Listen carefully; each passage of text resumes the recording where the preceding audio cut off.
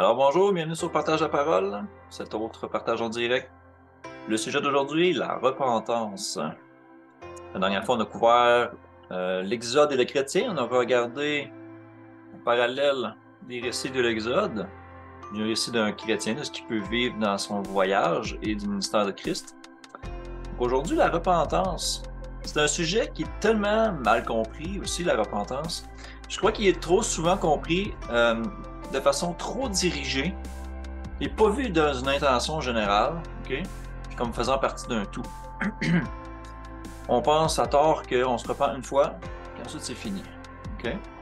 Il est pourtant essentiel, vital même à comprendre, car c'est le tout premier message que Jésus prêcha au début de son ministère quand il disait « Repentez-vous et croyez en la bonne nouvelle ». Qu'est-ce que ça veut dire « repentez-vous » ? Il est donc essentiel de comprendre la repentance dans son aspect 100% biblique pour comprendre la nature de la bonne nouvelle et la nature du royaume de Dieu, et non pas l'inverse. C'est pas de donner une définition à la bonne nouvelle et au royaume de Dieu qui va nous indiquer c'est quoi la repentance. C'est plutôt la repentance. Il dit repentez-vous en premier et ensuite croyez à la bonne nouvelle. Donc, il faut comprendre la repentance. Dans ce partage, je commencerai par voir avec vous l'étymologie du mot repentance d'ailleurs, en hébreu et en grec. Puis on va regarder trois types de repentance. Que l'on voit, la première, c'est celle qu'on voit fréquemment prêchée dans les assemblées. La deuxième, ça va être celle qu'on voit dans la Bible. On va mettre ça, bien sûr, en opposition, en comparaison. Et une dernière, celui qu'on peut vivre par la suite des choses, dans le processus de sanctification. Et finalement, après ça, je vais faire le lien avec la circoncision du cœur pour finalement aller à une conclusion puis pouvoir en discuter entre nous par la suite. Donc, je vais commencer. Allons-y.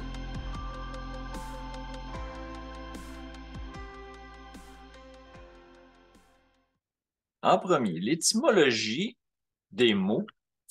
On a vu dans plusieurs autres capsules que c'était intéressant. Ça peut nous révéler des choses. Donc, je vous partage mon écran. Alors, on voit en hébreu les mots ici. Le premier, le H5162, Nakam, qu'on trouve en Genèse 6-7. Ça veut dire soupirer, avoir pitié, regretter, être désolé, vouloir s'en soulager, hein? Comme quelque chose qui nous dérange, qu'on veut s'en soulager. C'est un mot ici qui en français souvent et il est traduit se repentir ou se repentir. On voit souvent des passages de ça dans lesquels ça dit et Dieu se repentit de vouloir faire du mal ou un truc comme ça, tu sais. Ou dans le passage qui est cité là, en Genèse 6-7, c'est le passage dans lequel Dieu se repentit d'avoir fait l'homme parce qu'elle était remplie de méchanceté sur toute la terre et tout ça. Donc, on a d'autres passages qui disent que Dieu n'est pas un homme pour se repentir. Donc, il semble y avoir des contradictions. C'est à ce moment-là que c'est intéressant de voir les différences des mots qui sont utilisés. On parle plus d'un esprit comme de changer d'idée, de regretter dans le sens de Ah, on n'aurait pas dû faire ça. Tu sais, comme état d'esprit, plutôt que la vraie signification du mot repentir qu'on trouve dans le mot suivant, qui est shub. C'est le H7725. On le trouve 1058 fois dans, bien sûr, l'Ancien Testament massorétique. Un bon exemple de ça est en Ézéchias 18, verset 30. Donc, on a plein de définitions de ce mot-là, mais j'ai pris ceux qui étaient les plus parlants et essentiels avec, en rapport avec ce qu'on dit. Donc, c'est se tourner vers. Donc, c'est pour exprimer un principe de transition. Donc, on est en train de transiter, on change de voie, en fait. C'est ça que ça dit, hein, un transit par définition, c'est ça. Changer de moyen de voie ou de moyen de transport. Ou retourner vers. Ça peut avoir cette signification-là. Dans la description du mot, dans mon research, j'avais une notion de circoncision. Je trouve ça intéressant. J'ai mis entre guillemets, en parenthèse, pardon, un lien avec la circoncision. Pourquoi est-ce qu'on fait de ce mot-là un lien avec la circoncision? Intéressant. Le mot, il veut dire aussi restaurer, réparer, retour à la maison, retourner à. Intéressant. Quand on pense, par exemple, à la parabole du fils prodigue, ça peut avoir une incidence intéressante. Ensuite, dans le grec, Ouais, il y a probablement d'autres mots qui sont des mots parallèles à repentir, ou d'autres formulations qui voudraient dire ces choses-là. Je ne les ai pas nécessairement toutes passées. OK? Et avec ça, on peut se débrouiller amplement. Ensuite, dans le grec, on a grosso modo trois mots qui sont traduits repentir. On a méta-mélomai, qui est le G3338. Il est utilisé juste 6 fois, dont en hébreu 721. C'est un mot qui veut dire regretter, se repentir, changer d'idée. C'est assez vague. Il est composé des deux mots. Le premier, méta, qui veut dire par la suite, ce qui suit, après, et mélo, qui veut dire prendre soin de ce qui importe, de ce qui est important, en fait, et s'en concerner, hein, avoir une préoccupation pour. Donc, c'est avoir une préoccupation pour ce qui vient après. C'est un petit peu comme ça que le mot serait traduit, OK? Donc, dans différents contextes, on va le traduire de différentes manières. Celui qu'on retrouve plus souvent par rapport avec le mot repentir, c'est métanoéo et métanoïa. Donc, métanoéo, le G3340, on le voit 34 fois, dont en marque un 15. Très intéressant. Ça dit penser différemment après quelque chose, reconsidérer, et ça dit qui provoque un sentiment de malaise ou d'anxiété de la conscience, causé par le regret d'avoir mal agi ou d'avoir causé de la douleur, ou ressentir de la contrition, du remords. Très intéressant. Il est composé de deux mots. Le mot méta, comme tantôt, qui veut dire par la suite ce qui suit après, et no-ieo, qui veut dire comprendre, considérer, percevoir. Intéressant. Donc, ça veut dire qu'on doit comprendre, considérer ce qui vient après. Donc, ça exprime l'idée de changer, hein, c'est quelque chose qui vient après ce qu'on est en train de vivre, après notre réalisation. On parle de discernement, de comprendre. Sinon, le dernier mot, c'est métanoïa, le G3341, qui est utilisé 24 fois. On le trouve en marque 217. C'est un dérivé de l'autre mot d'avant. Et la définition du mot dit réformer ses voies par culpabilité. Donc, par implication, renverser sa décision. C'est très important. On change sa décision, on la renverse. OK? On réforme nos voies. Comment? Par culpabilité. C'est super important. La chose que la plupart du monde haïssent, c'est la culpabilité. OK? Donc, ça va mal avec la repentance avec ces gens-là. S'ils n'aiment pas ressentir de la culpabilité, ils sont dans une mauvaise vocation, qui aillent plutôt faire un autre job. OK? Donc, ça fait le tour des mots pour l'instant.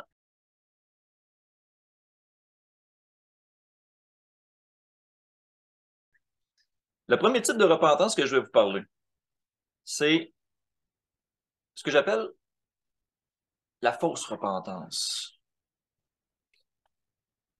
Je commence à vous expliquer une histoire, un scénario. Moi puis un autre homme chrétien, on discute. On échange des versets puis nos témoignages. Moi, je parle des commandements. Mais il me dit que l'on n'est pas dans la dispensation de la loi, que là, on est dans l'ère de la grâce et que donc, on n'a pas besoin de retourner à la loi, que c'est l'esprit qui le dirige, pas la lettre. OK? Alors, je lui pose des questions sur des choses qui sont en apparence banales et je constate que dans sa vie, ben, il y a des idoles. Il viole le sabbat. Il fait aucune des fêtes de Dieu, mais plutôt il fête Noël, la Saint-Valentin, ces choses-là, puis qui s'attachent au monde, puis qui a toutes sortes de passions déréglées. Je suis comme, bon, je lui montre donc les versets de la parole de Dieu qui dénoncent ces choses auxquelles il s'attache et qui disent que ces gens-là n'auront pas accès au royaume. Il dit alors qu'il est sous la grâce. Il me rétorque que d'aimer Dieu et son prochain a accompli la loi. Alors je lui montre, c'est quoi aimer Dieu et aimer son prochain? Par la loi. Il me dit alors que je le condamne, que je le juge, que je suis comme les pharisiens qui accusaient Jésus et que moi je suis sous la loi. Il me dit que je lui ai volé sa joie, que je suis un orgueilleux qui veut rien comprendre et que cet appel ne vient pas de Dieu. Dans tout ça, il y a différentes personnalités. Et donc, la plupart envoient une poignée de bêtises et me bloquent. Ça termine là. D'autres deviennent hostiles et continuent de m'envoyer des versets qui justifient leur point de vue. Et alors, moi, patiemment, j'explique les versets qu'ils m'envoient. Mais ils finissent par me dire arrière, Satan, faux chrétien, loup ravisseur. Donc, pourquoi cette réaction-là? Pourquoi cette réaction-là? C'est exactement le sujet de la fausse repentance. Je suis persuadé que c'est à cause d'un appel incomplet ou incohérent. Parce que c'est basé sur une perspective et un appel humain et non sur une perspective et un appel de Dieu. Ça peut même être basé sur un appel émotif, une réaction à une prêche comme Jésus t'aime, il est mort pour toi, sans le reste. La majorité de ces cas qu'on voit sont basés sur des prêcheurs ou des enseignants qui, eux aussi, ont eu la même fausse repentance.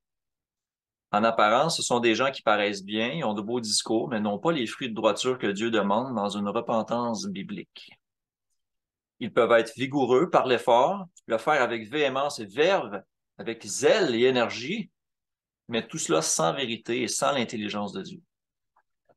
C'est un appel à la repentance, mais qui produit des faux convertis, ou des gens qui produisent pas le fruit paisible de la justice, ou qui carrément abandonnent et se disent qu'ils sont jamais capables. Alors, ils finissent par croire dur comme fer que Dieu a fait l'homme incapable d'obéir. Donc, ces gens-là, sous la difficulté qu'ils ressentent, vont basculer dans tout un genre de scénarios qui vont faire taire leur conscience. Ils vont inventer des doctrines du salut éternel. Hein, on ne perd pas notre salut, peu importe. Ils vont aller dans les doctrines de l'abolition de la loi, l'établissement de la grâce. Ils vont dire que l'homme est incapable d'obéir. C'est impossible. Il y a juste Jésus qui a obéi, puis que nous, on ne peut pas. Ils vont dire que Christ a tout fait pour eux, et qu'ils vont aller au paradis quand même. Ils se croient sauvés, mais vivent encore dans leurs péchés et n'arrivent pas à les vaincre. Et puisqu'ils se sentent en paix à cause de leur fausse doctrine, si un jour ils ressentent une culpabilité à cause d'un discours, d'une prêche d'un commandement, d'une explication de la vérité de la parole, ils ont une réaction de dire « Tu voles ma joie, tu me condamnes ».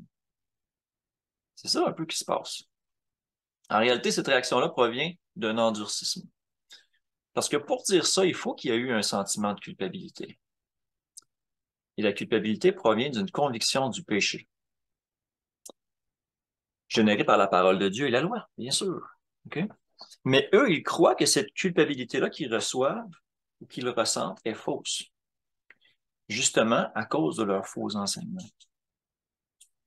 J'ai constaté ça plusieurs fois parmi les gens qui sont dans les assemblées évangéliques, entre autres, mais autant chez les hommes que chez les femmes. C'est de la repentance incomplète, fausse, car très souvent, elle est basée sur l'élément de croire en Jésus et de l'aimer. Avoir la foi, c'est ça. C'est croire en Jésus et de l'aimer. Pas besoin de rien faire d'autre. Okay? D'aimer son prochain, d'aimer Dieu, c'est des concepts tout le temps très vagues comme ça.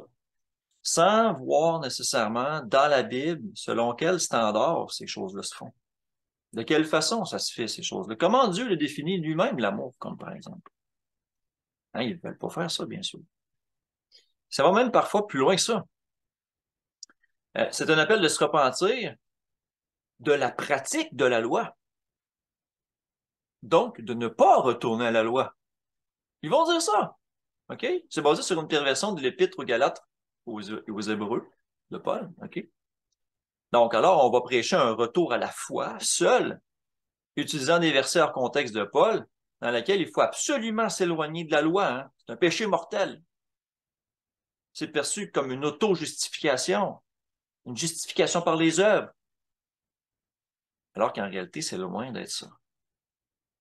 Parce que la foi, ce qu'on entend ou qu'on lit, conduit à la loi pour la repentance. Et la repentance ramène à la loi avec gratitude. Mais le genre de choses que ces gens-là vont dire. Repentez-vous de votre transgression du sabbat. OK? Car le sabbat est en Christ maintenant. Quoi? Hein? Ou encore, ils vont dire, repentez-vous, vous ne croyez pas en Jésus. Croyez en lui. De quoi se repentir parce qu'on n'a pas cru en Jésus? De quoi tu parles? Là, ils vont dire qu'il est le Fils de Dieu, qu'il est venu mourir pour tes péchés, puis ils vont tout te faire l'évangile édulcoré. des assemblées, où ils vont avoir des méthodes pour essayer de susciter des émotions. Il peut y avoir de la culpabilité d'une certaine manière, ou il peut y avoir de la compassion qui éveille ces émotions-là. Mais tout ça, ça fait des convertis de courte durée. Je pense que Francis, on écoutait une émission la dernière fois, c'était avec, je pense que c'était Living Waters que tu nous as fait écouter de Rick Comfort. Puis il faisait le tour de la plupart des assemblées. Quand il y avait des mouvements d'éveil, il sortait faire des prêches à des centaines de personnes. Plein de monde acceptait Jésus, puis il se faisait même baptiser dans leur église. Puis il revenait un an après, puis il restait genre presque personne de ces prêches-là. Tout le monde était parti, tout le monde avait fait du backsliding. Tout le monde était retourné dans leur péché. Hallucinant. C'est ça la réalité d'une fausse repentance. OK? Ça produit aussi une fausse sécurité. Et moindrement que quelqu'un arrive et commence à vous prêcher la réalité de l'Évangile selon la loi, selon la parole, ils vont ressentir cette culpabilité-là, mais ils vont la mettre sur vous. Ça va être vous le fautif, ça ne sera pas eux. Parce que eux sont supposés être corrects parce qu'ils ont des fausses doctrines. Okay? Tout ça, au final, là, si on redescend à tout ça, c'est de l'orgueil. Ça revient tout à ça. Bon. C'est un petit peu ça. Rien d'autre nécessairement à vous dire, c'est vraiment juste un portrait global de cette fausse repentance-là qu'on voit dans les assemblées. Je suis sûr que ça avez déjà eu affaire avec ces différents groupes de personnes-là, vous savez exactement de quoi je parle.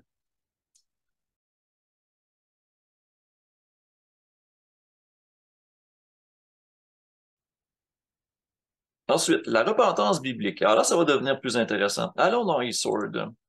Allons voir. Qu'est-ce que la Bible en dit vraiment de la repentance? Bon, alors, comme la plupart des fois, euh, parfois c'est un petit peu linéaire. Des fois, je fais des passages dans l'Ancien Testament, je reviens, je me promène un peu comme ça parce que, on va dire, les pépites d'or sont dispersées un peu partout. Donc, si on veut examiner et étudier un sujet aussi sérieux que la repentance, il faut absolument aller voir tout ce que la Bible dit au même sujet. C'est supposé être harmonieux. Okay? Si vous voulez des pistes de savoir comment étudier la Bible, je vous conseille de vous en aller vers la capsule Étude de la Bible dans les capsules d'introduction de la chaîne. Donc maintenant, je me retrouve en Matthieu 4, 17. Tout simplement. Hein, dès ce moment, Jésus commençait à prêcher et à dire, repentez-vous car le royaume des cieux est proche. Encore là, ici, on a l'appel à se repentir. On va en voir un autre. Marc 1, 15.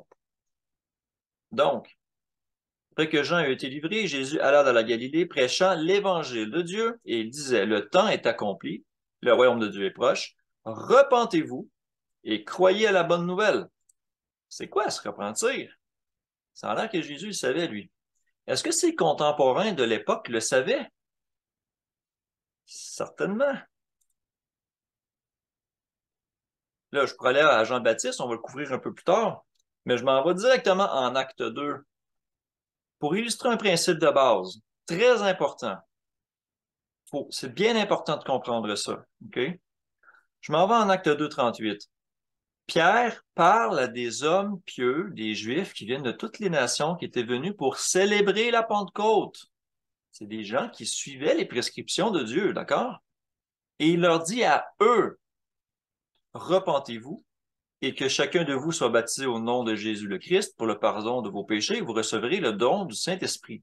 Car la promesse est pour vous, pour vos enfants, et pour tous ceux qui seront au loin, en aussi grand nombre que le Seigneur notre Dieu les appellera.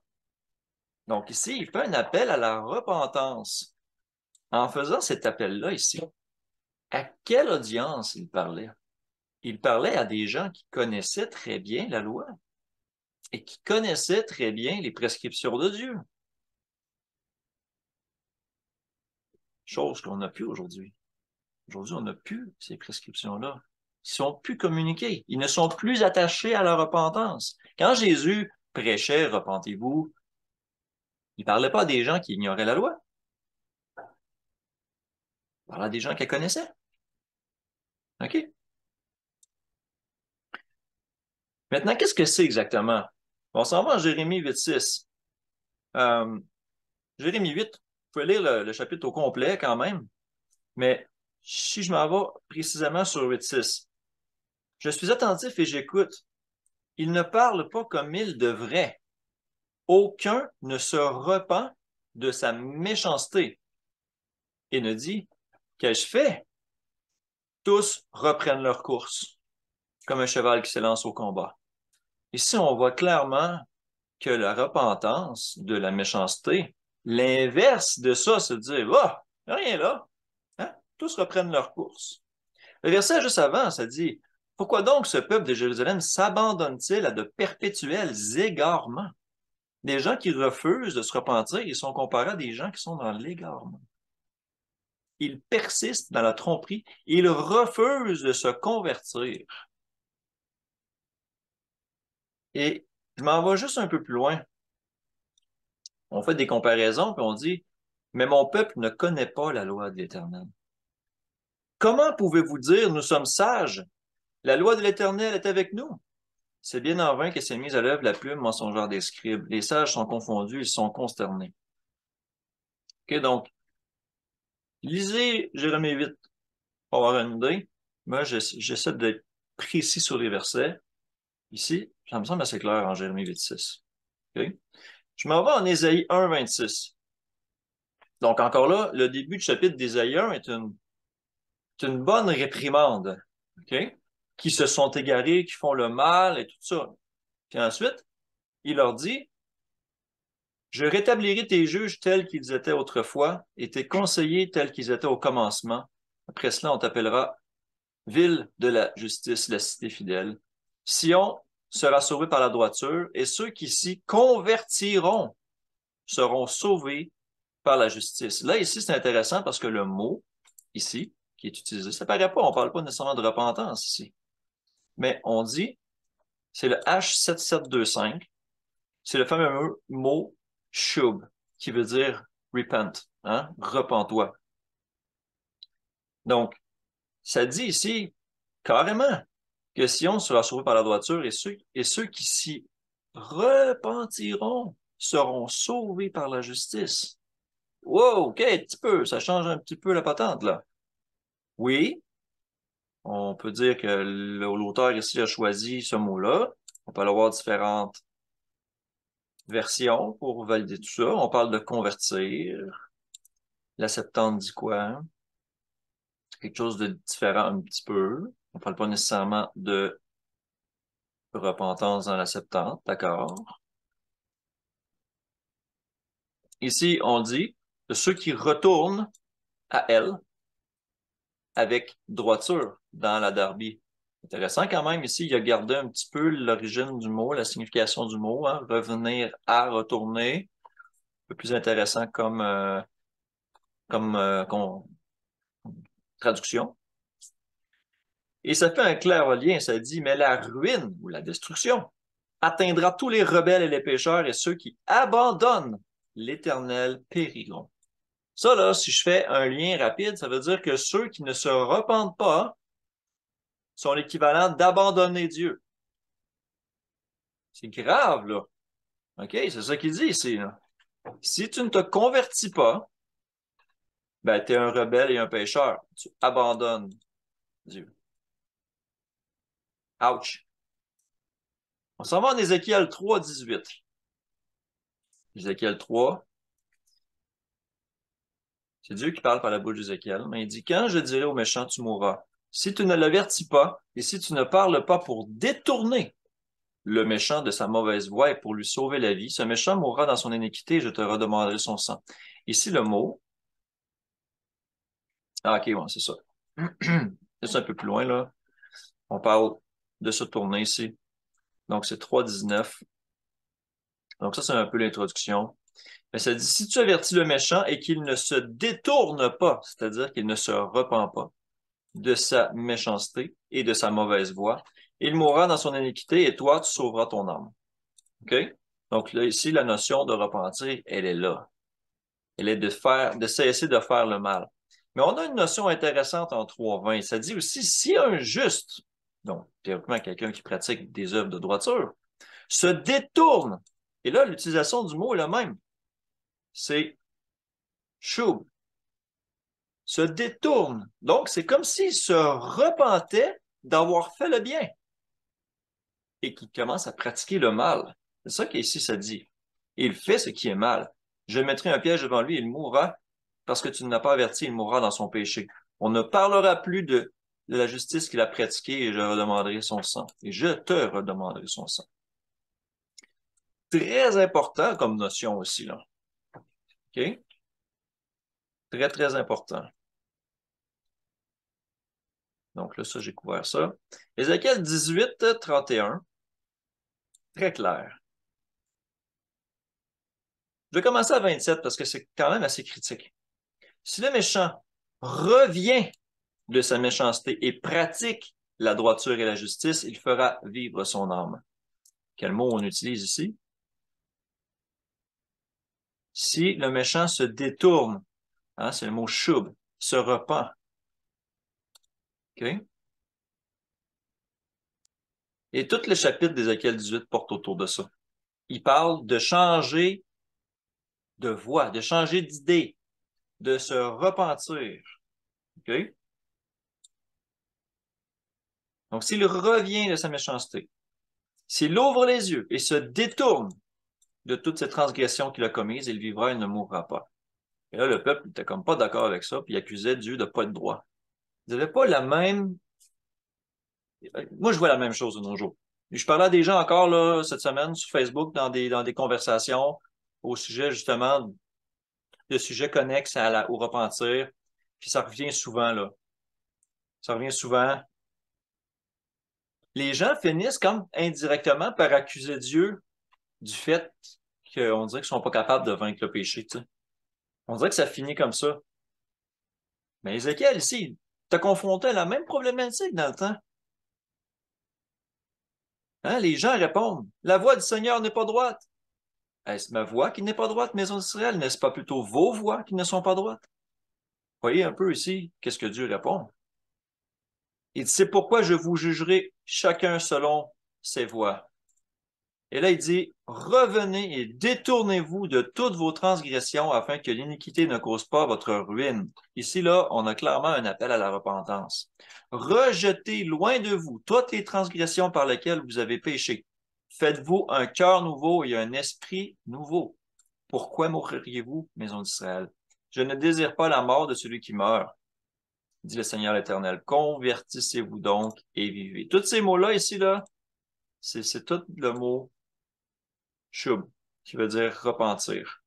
Détournez-vous, laissez derrière vous vos transgressions. Okay? Vous regarderez ça, les correspondances. Là.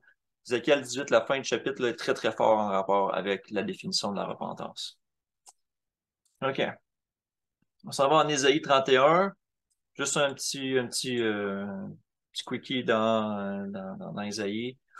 Revenez à celui dont on s'est profondément détourné, enfants d'Israël. Regardez ce que le prophète il prêche ici. Il prêche une repentance. C'est l'équivalent de repentez-vous. Il dit revenez à celui dont on s'est profondément détourné. Ézéchiel 33, ça répète un petit peu le même message qu'en Ézéchiel 18. Dis-leur, je suis vivant, dit le Seigneur l'Éternel. Ce que je désire, ce n'est pas que le méchant meure, mais c'est qu'il change de conduite et vive. Revenez, revenez de votre mauvaise voie. Pourquoi mourriez-vous? OK? C'est encore ici les mêmes mots. On parle de repentance, de revenir. Et encore ici, on a le même message qui dit que si un juste pêche, ou tout ça, eh bien, c'est comme s'il se repentait de ses bonnes œuvres, qu'il commence à faire la mauvaise chose. Toute sa justice sera oubliée. OK? Ça dit, il ne pourra pas vivre par sa justice au jour de sa transgression. C'est très, très, très, très important. S'il se confie dans sa justice et commet l'iniquité, toute sa justice sera oubliée. Et il mourra à cause de l'iniquité qu'il a commise. Ow! Ow! Ah. Ici, je trouvais le parallèle beau à Ézéchiel 33. C'est pour ça que j'avais noté le verset 30 à 32. Ça dit donc, et toi, fils de l'homme, les enfants de ton peuple s'entretiennent de toi près des murs et aux portes des maisons. Et ils se disent l'un à l'autre, chacun à son frère, venez donc et écoutez quelle est la parole qui est procédée de l'Éternel. Et ils se rendent en foule auprès de toi, et mon peuple s'assied devant toi. Ils écoutent tes paroles, mais ils ne la mettent pas en pratique. car leur bouche en fait un sujet de moquerie, et leur cœur se livre à la cupidité. Voici, tu es pour eux comme un chanteur agréable, possédant une belle voix et habile dans la musique. Ils écoutent tes paroles, mais ils ne les mettent point en pratique. Ça m'a tellement fait penser à la citation de Jacques 1, 22. Mettez en pratique la parole et ne vous bornez pas à l'écouter, en vous trompant vous-même par de faux raisonnements. Car si quelqu'un écoute la parole et ne la met pas en pratique, il est semblable à un homme qui se regarde dans un miroir son visage naturel et qui, après s'être regardé, s'en va et oublie aussitôt quel il était, bon, ou qui il était. OK? Et ensuite, il fait un lien avec la loi. Celui qui aura plongé le regard dans la loi parfaite, la loi de la liberté, et qui aura persévéré, n'étant pas un auditeur oublieux, mais se mettant à l'œuvre, celui-là sera heureux dans son activité. Je trouve qu'il y avait un beau parallèle avec Ézéchiel 33. C'est ça que je voulais montrer ici. OK. D'autres passages. Joël 2, 12.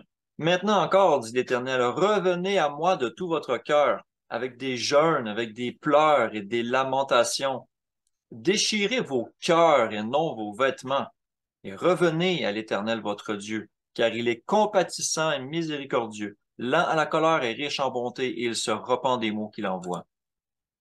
Donc encore là, ici, appel de Joël, dans un contexte de fin des temps, OK? Quand on lit Joël 2, il exhorte à revenir, à se repentir, à revenir à Dieu de tout son cœur. Définition même de la repentance. Zacharie 1, 3, même discours encore. Dis-leur donc, ainsi parle l'Éternel des armées, revenez à moi, dit l'Éternel des armées, et je reviendrai à vous. Ne soyez pas comme vos pères, auxquels s'adressaient les premiers prophètes en disant, ainsi parle l'Éternel des armées, détournez-vous de vos mauvaises voies et de vos mauvaises actions, mais ils n'écoutèrent pas, ils ne firent pas attention à moi. Et vos pères, où sont-ils? Et les prophètes pouvaient-ils vivre éternellement? Wow, belle allusion à Christ ici, hein? Qui vit éternellement. OK? Et là, cependant, mes paroles et les ordres que j'avais donnés à mes serviteurs, les prophètes, n'ont-ils pas atteint vos pères? En voulant dire, ce que j'ai envoyé mes prophètes dire, là, vos pères, ils les ont reçus? Ils les ont reçus, mais ils n'ont pas écouté, hein? C'est un peu ça qui est dit ici. Ils se sont retournés et ils ont dit, l'Éternel des armées nous a traités comme il avait résolu de le faire selon nos voies et nos actions. Là, ils en ont fait comme, bon, ouais, il a décidé que c'était ça, OK. Plutôt que de s'humilier, de se repentir, ils n'ont pas eu cette attitude-là. C'est triste. Je le constate encore aujourd'hui. Jérémie 26, 13. Assez simple encore, hein? Maintenant, réformez vos voies et vos œuvres. Écoutez la voix de l'Éternel votre Dieu, et l'Éternel se repentira du mal qu'il a prononcé contre vous. Ça va être plus clair. Et là, je vous invite à regarder les mots, à regarder les concordances, OK, on parle clairement de repentance. On s'en va dans l'histoire de Jonas et de Ninive. Très intéressant. OK? Donc, vous savez un peu l'histoire de Jonas et tout ça. Il refuse d'y aller. Il arrive sur un bateau, il y a une tempête, il se fait avaler par un poisson, qui est le signe de Jonas. Ensuite, il se fait cracher sur la berge, puis il décide d'y aller, parce qu'il n'a comme pas le choix. Il dit, ouais, tu m'obliges un petit peu, hein, mon Dieu, fait que je vais y aller. Fait qu'il s'en va là, puis il dit que la ville va être détruite, et tout ça. Alors, les gens dans la ville crurent, hein, ils ont cru. Ils ont publié un jeûne, ils se revêtirent de sacs et ils s'humilient pour exprimer un repentir. Ça dit que les hommes et les bêtes soient couverts de sacs et qu'ils crient à Dieu avec force et qu'ils reviennent tous de leur mauvaise voie et des actes de violence dont leurs mains sont coupables. Qui sait si Dieu ne reviendra pas et ne se repentira pas, dans le sens de changer d'idée, du mal, et s'il ne renoncera pas à son ardente colère, de sorte que nous nous périssions. Dieu vit qu'ils agissaient ainsi et qu'ils revenaient de leur mauvaise voie. Alors, il leur a pas fait mal. Et ce récit-là de Jonas est cité par Jésus en Matthieu 12.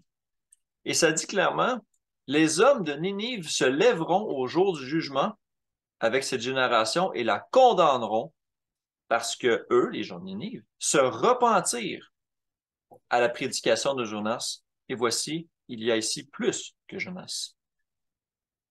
Intéressant. OK? Donc, on parle ici carrément d'une notion du repentir qui prend sa source dans l'Ancien Testament. C'est très clair. Deutéronome 30, on l'a déjà vu, on le revoit dans le contexte de la repentance. Si tu reviens à l'Éternel ton Dieu et si tu obéis à sa voix de tout ton cœur, de toute ton âme, toi et tes enfants, selon tout ce que je te prescris aujourd'hui. OK? Donc là, ensuite, il y a des promesses. Le but ici étant de mettre l'emphase sur la repentance.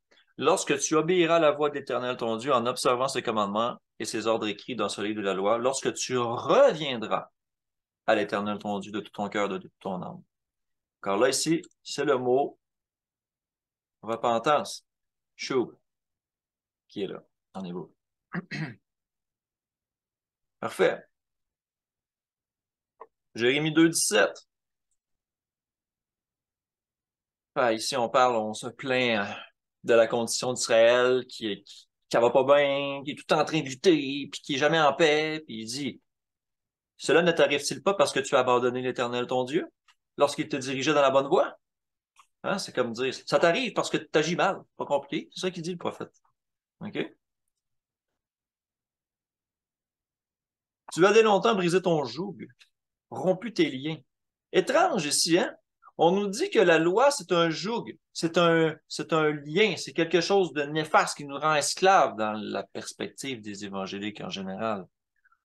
Mais ici, Jérémie, même Dieu par Jérémie, dit que le fait d'avoir brisé son joug ou rompu ses liens, c'est de se prostituer, c'est d'être dans l'iniquité. Pas du tout dans la même définition des mots, hein? Pas du tout. En Jérémie 2,21, c'est intéressant, on fait appel à une image d'une vigne. Nous savons que le Père est la vigneron, que Jésus est la vigne et tout ça. Donc, tous ceux qui sont en lui portent du fruit et tout ça. Donc, ça dit, je t'avais planté comme une vigne excellente et du meilleur plan. Mais comment as-tu changé et dégénéré en une vigne étrangère? Oh, le symbole ici, le symbolisme est assez frappant. Quand même, tu te laverais avec du nitre. Je pense que c'est comme une potasse très forte, un genre de savon très concentré. Que tu emploierais beaucoup de potasse, ton iniquité resterait marquée devant moi.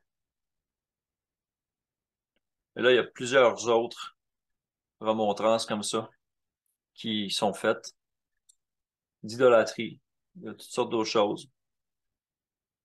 Il dit qu'il a frappé aussi les gens de toutes sortes de mots, mais ils disent toujours, nous sommes libres, nous ne voulons pas retourner à toi. OK? Nous sommes libres. Il y a plein encore aujourd'hui qui disent ça, nous sommes libres. Hmm. Et malgré tout ça, ça dit ça ici. Malgré cela, tu dis oui, je suis innocente. Certainement, sa colère s'est détournée de moi. Ah, il y en a qui disent, ah oui, mais je suis innocent par le sang de Jésus, sa colère s'est détournée de moi. On va dire, c'est pas grave, les autres fautes que je fais, là, je suis pardonné, pas de problème. Mais il dit, voici, je vais contester avec toi parce que tu dis, je n'ai pas péché. Donc, c'est très important de ne pas tomber dans cette espèce de complaisance-là, comme les pharisiens l'avaient, qui se croyaient parfaits, puis qui disaient, oh non, je n'ai pas péché. Ou encore, ben, peu importe si je pêche, moi, je n'ai pas de péché. Quand Dieu me regarde, il n'y a pas de péché parce que je suis en Christ, puis qu'il y a toute cette doctrine-là. C'est hautement pernicieux. OK? Hautement pernicieux. Ouais, comme ma femme me fait remarquer, souvent les gens vont dire, mon corps, il pêche, mais mon esprit pêche pas, lui. C'est une autre dichotomie qui n'existe pas à part dans les interprétations des écrits de Paul, là, mal interprétées. Okay. Jérémie 3,22. Revenez, enfants rebelles, je pardonnerai vos infidélités. Et comme s'il y avait un tiret avec une réponse. Nous voici, nous allons à toi, car tu es l'Éternel, notre Dieu. Donc encore là, ici, appel à la repentance. Okay? Donc, quand Jean-Baptiste était au désert puis qu'il appelait à la repentance, il disait, repentez-vous, le royaume des cieux est proche. Il reprenait un peu le message de Jésus, en fait. OK? Et regardez, des habitants de Jérusalem, de toute la Judée et de tous les pays des environs du Jourdain se rendaient auprès de lui et confessaient leurs péchés et se faisaient baptiser par lui dans le fleuve du Jourdain. Donc, c'était des gens qui savaient très bien c'était quoi le message de Jean-Baptiste. Ils savaient c'était quoi se repentir. De par tous les textes qu'on venait de voir là, des exhortations des prophètes de l'Ancien Testament, ils connaissaient bien la définition du repentir. Pas de doute ici, là. Ils savaient très bien de quoi il s'agissait. Et regardez, verset 7. Mais voyant venir à son baptême beaucoup de pharisiens et de sadducéens, il leur dit, race de vipères, qui vous a appris à fuir la colère à venir? Très intéressant ici. On voit des gens qui, on dirait, selon le texte, veulent faire juste apparence des bonnes choses. Ils veulent se faire baptiser pour l'apparence. Et regardez le message que Jean leur sert. Il leur dit, produisez donc du fruit digne de la repentance. Ça veut dire que la repentance produit un changement, qui produit des fruits qui sont dignes. Donc, quelqu'un qui s'est repenti, ça paraît dans ses fruits. OK? Ça, c'est une manière de discerner les esprits. OK? Et Jean-Baptiste dit aux pharisiens, aux sadducéens, ne prétendez pas dire en vous-même, nous avons Abraham pour père, car je vous déclare que de ces pierres-ci, Dieu peut susciter des enfants à Abraham. Et déjà la cognée est mise à la racine des arbres, donc tout arbre qui ne produit pas de bons fruits sera coupé et jeté au feu. OK, donc, dans cette dissertation-là, on pourrait dire de Jean, il met quelque chose très au clair en rapport avec la repentance. C'est pas seulement quelque chose en apparence. C'est quelque chose qui produit des fruits complètement différents. Donc, c'est profond comme conversion. OK? C'est important, là. Et ça a rapport avec la confession des péchés. Nous savons que le péché, la transgression de la loi, et tout ça fait du sens. Maintenant, Jésus aussi fait d'autres allusions à la repentance. En Luc 13, 2, il leur répondit, croyez-vous que ces Galiléens fussent de plus grands pécheurs que tous les autres Galiléens parce qu'ils ont souffert de la sorte? Donc, c'était pour faire comprendre que quand tu es dans une situation de souffrance et tout ça, les gens avaient l'impression qu'on était punis par Dieu. Donc, il dit, est-ce que vous pensez que ces gens-là étaient de plus grands pécheurs que tous les autres parce qu'ils ont souffert comme ça? Il leur dit non.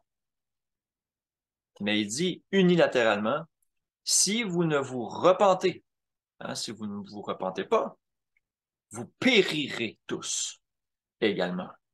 C'est fort, là. Il faut se repentir, sinon on va périr. Ça rime. Il continue en 13,4. Ou bien, ces 18 personnes sur qui est tombée la tour de Siloé et qu'elle a tué, croyez-vous qu'elles fussent plus coupables que tous les autres habitants de Jérusalem? Non, je vous le dis. Donc, ils n'étaient pas nécessairement plus coupables. OK? Un péché, c'est un péché. Il faut tous lutter contre le péché. Mais si vous ne vous repentez, vous périrez tous également. Message très fort ici. Très fort. Pour revenir à la suite du message de Pierre, on était en acte 2 tantôt, on s'en va en acte 3.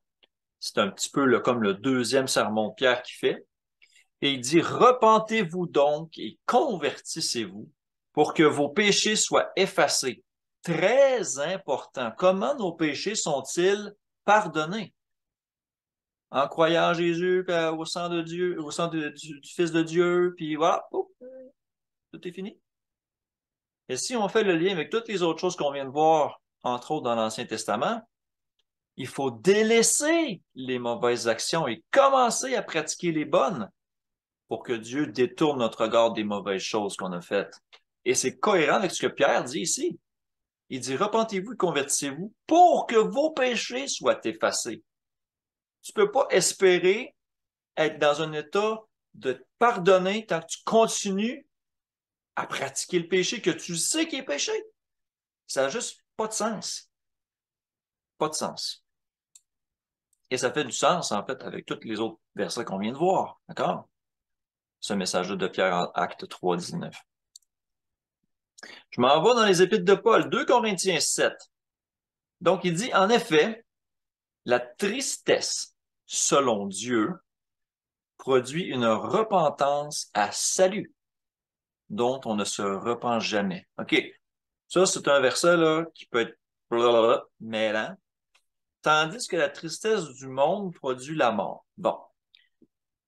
La tristesse selon Dieu, ça, c'est de se repentir, de délaisser quelque chose qui est bon pour le service de Dieu. Donc, moi, je suis attaché beaucoup à quelque chose. Je sais que ça me nuit dans ma vie chrétienne, dans ma marche avec Jésus. Il vaut mieux lâcher ça qu'en avoir une tristesse, OK, qui va conduire au salut, tandis que d'être triste parce qu'on abandonne des choses qu'on aime du monde. Ça produit la mort. Pourtant, comme différence ici, là. OK? Et ça veut dire aussi que notre salut, là, pas garanti. OK? Encore une fois. 2 Corinthiens 12, 21. Il faut se rappeler que dans les autres épîtres, en 1 Corinthiens 5, Paul fait des gros reproches aux Corinthiens, comme quoi il y a des frères qui vivent dans la fornication, qui couchent avec la femme de leur père et tout ça. Puis il leur dit que c'est hautement condamnable, puis qu'il a déjà jugé cette personne-là, toute la grosse patente. On est en 2 Corinthiens 12, 21. C'est légitime d'assumer qu'on parle de cette même personne-là. Mais il y en a probablement plus, parce qu'il semble parler de plusieurs personnes. Regardez qu'est-ce que ça dit. Je crains qu'à mon arrivée, mon Dieu ne m'humilie de nouveau à votre sujet et que je n'ai à pleurer sur plusieurs de ceux qui ont péché précédemment et qui ne se sont pas repentis de l'impureté, de la fornication et des dissolutions auxquelles ils se sont livrés. Donc, Paul lui-même dit à des croyants qui pratiquent le péché de se repentir. Très important ici, là. Et il dit même, il leur reproche de ne pas savoir repentir. Il a même peur que quand il va aller les voir, il va les trouver encore en train de pratiquer leurs affaires pas correctes. C'est ça, en fait, qu'il dit ici. Il dit, ah, j'ai peur que quand je vais aller vous voir, là, je vais me mettre à pleurer puis que je vois que vous n'avez pas vaincu encore. C'est ça qu'il dit. Et on est loin, là, on est loin des doctrines d'assemblée, là, avec ça. OK? Pas mal. Pour finir, je m'en vais en Apocalypse, hein, quoi de mieux que de finir par la fin. Donc, je m'en vais en Apocalypse 2.5.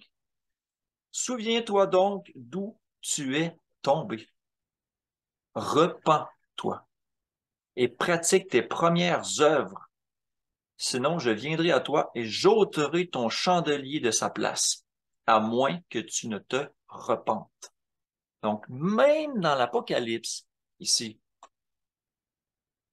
on dit aux églises, ou à l'église d'Éphèse, ici, je crois, dans le cas présent, de se repentir. C'est pas une histoire d'une fois, là. OK? Tu vas abandonner ton premier amour. Repens-toi. Puis, il y a une conséquence. Il va être enlevé de devant la face de Dieu.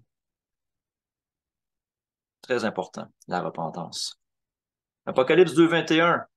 Même chose, mais à l'église de Thyatire.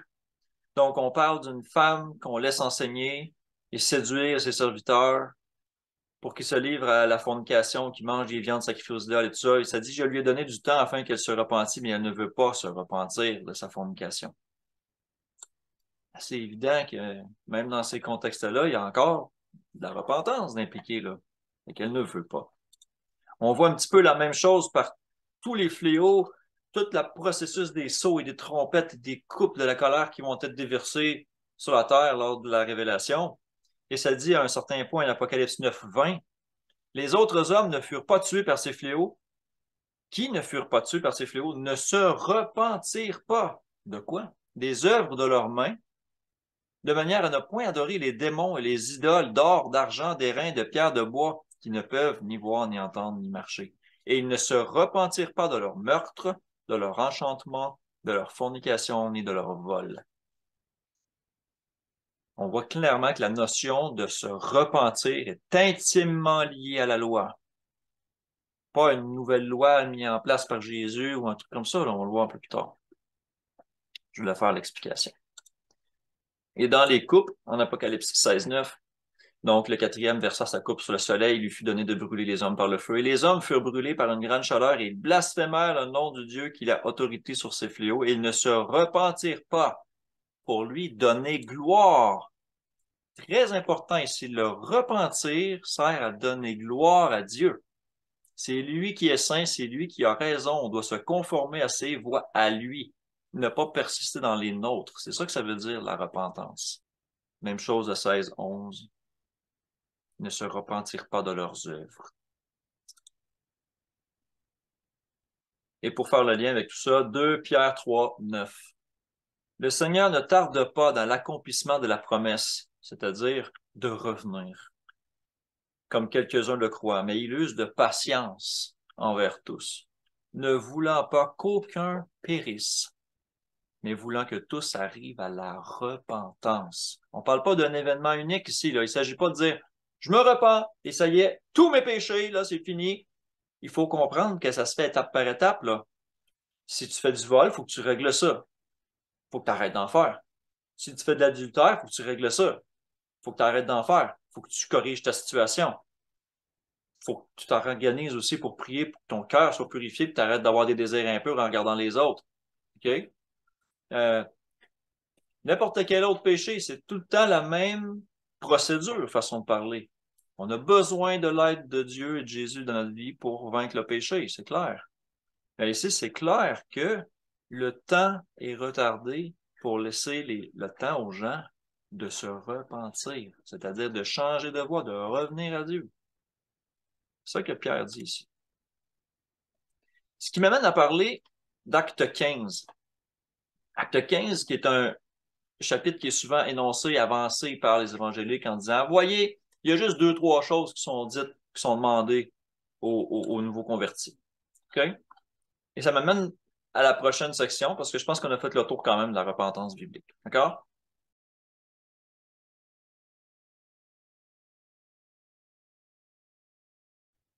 Donc, je vais vous parler de la repentance, ce que j'appelle en cours de route. C'est le même principe de repentance, mais c'est dans un processus. OK?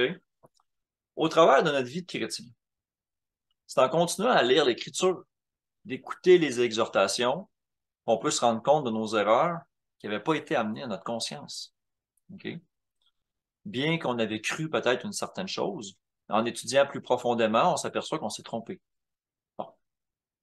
Comme en Acte 15, ça disait versets 19 à 21.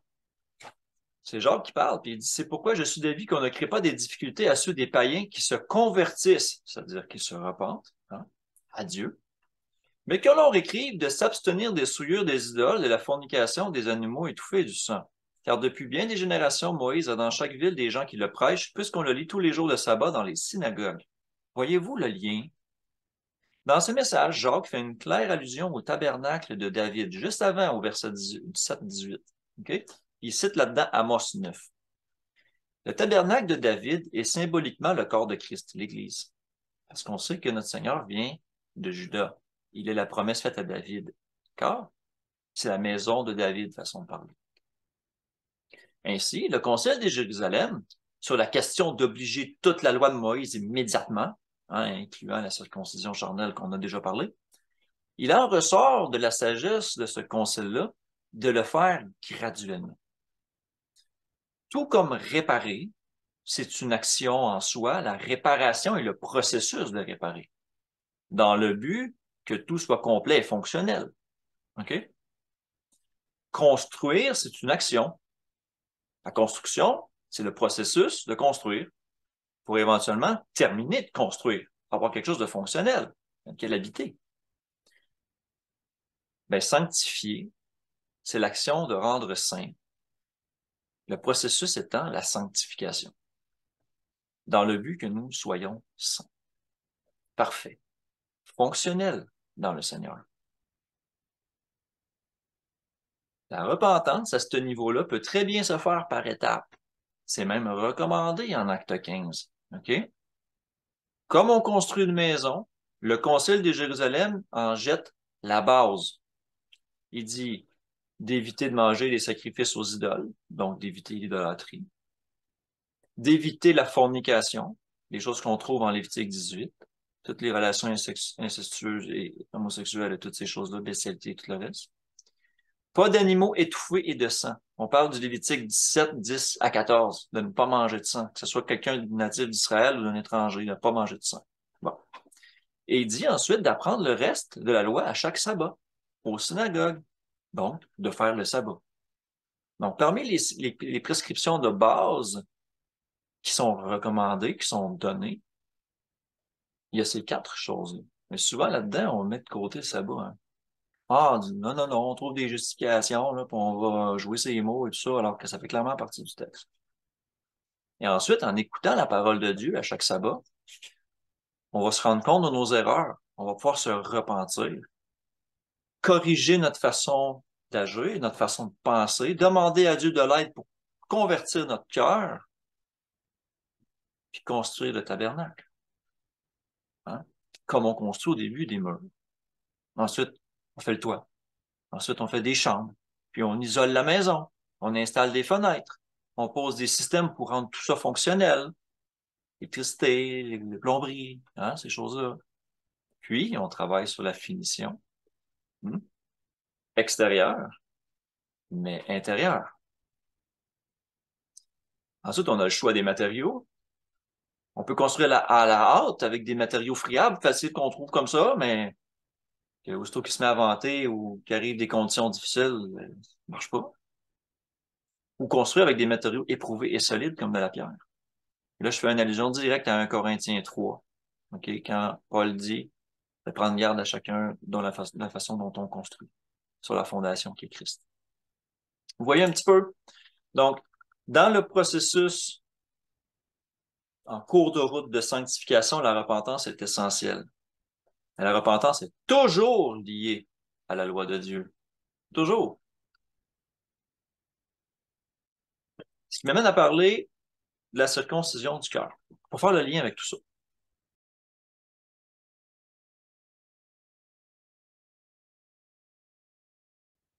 Comment la circoncision du cœur cadre dans tout ça?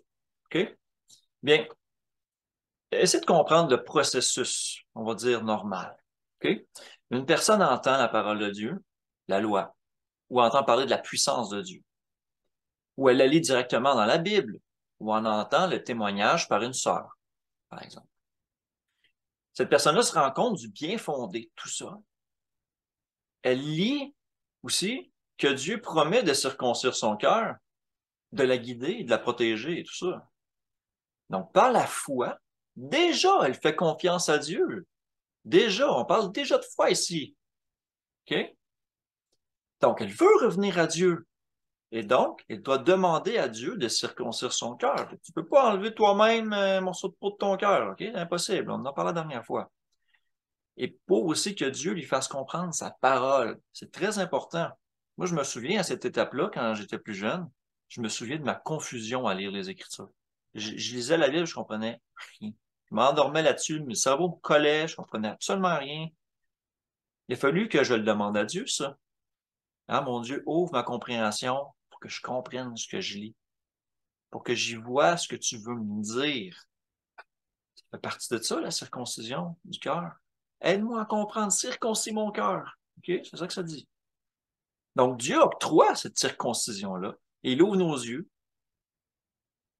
Alors, dans un élan, nous, on cherche à connaître la volonté de Dieu et à revenir à lui pleinement. C'est juste naturel. OK? Alors, en lisant de plus en plus, on reconnaît nos fautes là-dedans. Et puisqu'on veut revenir à Dieu et porter à cœur ses préceptes qui sont bons, on s'en rend compte de tout, qu'on est fautif, qu'on est pécheur, sur tous les domaines. On en lit, des fois on en échappe, on y revient plus tard, mais on le voit d'une façon globale. Et ça nous amène, ça, à la repentance. C'est-à-dire de reconnaître que notre voie est perverse et qu'il faut changer notre voie. C'est ça le but de la repentance. Nous faire changer de voie. Alors, on commence à délaisser des péchés et on n'y retourne pas.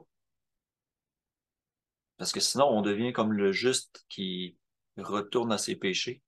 OK? Et là, ça, c'est des principes qui sont énoncés même dans le Nouveau Testament. OK? Alors, on marche sur le chemin de la vie de Jésus. On purifie notre sentier. Comment? Par la loi, le témoignage de Christ. Tout ça par la foi, par le moteur de l'amour envers Dieu et envers notre prochain. OK, là-dedans, là, on est toujours circoncis de cœur tant qu'on demeure dans l'obéissance. Mais si on est dans la rébellion à quelque part, notre circoncision devient incirconcision. On l'a vu, ça, dans les écrits de Paul même, hein? Et tant que l'on reste humble, on a parlé aussi de l'humilité dans les différents partages, on se repent. Si on découvre de nouveaux péchés que l'on pratique ou des choses qu'on veut éviter, à la lumière de la Bible et de la parole de Dieu, ben, on est proactif là-dedans. OK? Mais si on tombe en complaisance, on est en danger de retourner en arrière, de se faire soi-même transgresseur. OK? Et donc, après la circoncision du cœur, après avoir compris la réelle repentance de ce que ça signifie, aller de l'avant et pas revenir en arrière, changer sa voie pour celle de Dieu, pas notre voie. C'est ça que ça veut dire la repentance. On se rend compte que peu importe tout ce qu'on va faire, là, on a toujours mal agi dans le passé. La loi, elle prescrit la mort. On va en reparler là, au prochain partage, mais en général, la loi, elle prescrit la mort si on a transgressé. D'accord? Ce qui nous amène à la suite logique de la vraie signification du baptême. Et pour comprendre ça, il faut être circoncis de cœur, parce que si tu reviens pas aux prescriptions de Dieu, que tu ne les prends pas à cœur, tu diras jamais je mérite la mort. Tu le diras pas. Mais si on s'en rend compte vraiment de l'horreur de ce que ça a aux yeux de Dieu, qu'on mérite la mort, il n'y a rien qui peut nous délivrer. On est poigné dans le corps de péché. On est poigné. Il y a une solution. Il y a une solution qui nous a été donnée. C'est par Christ. C'est par le baptême, entre autres. OK? On va parler de ça la prochaine fois.